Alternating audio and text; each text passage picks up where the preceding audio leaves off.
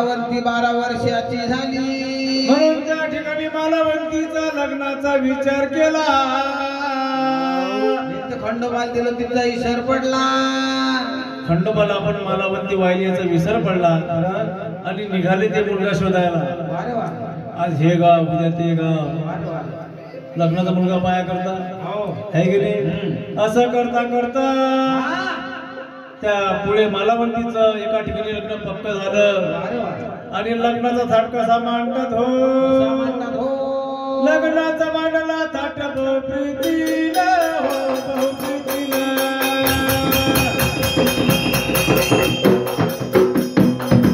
लग्नाचा मांडला थाट प्रीतीला हो प्रीतीला.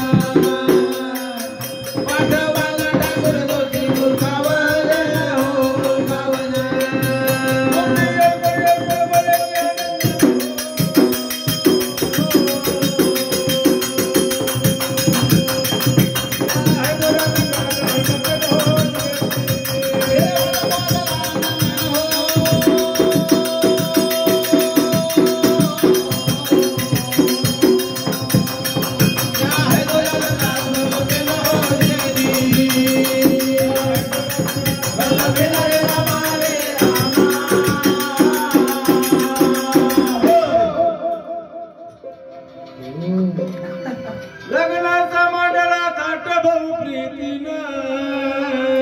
पाठवाना ठाकूर तुझी मुलकावन.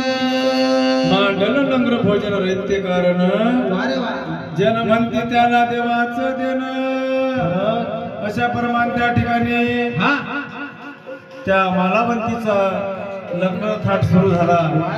लग्न जवळ आलं म्हणून त्या ठिकाणी लग्नाची तारीख सुद्धा जवळ आली आणि लग्न घटका सुद्धा जवळ आली. गावामध्ये नवरदेवा येऊ लागले. सोयरीकचे पाहुणे आले.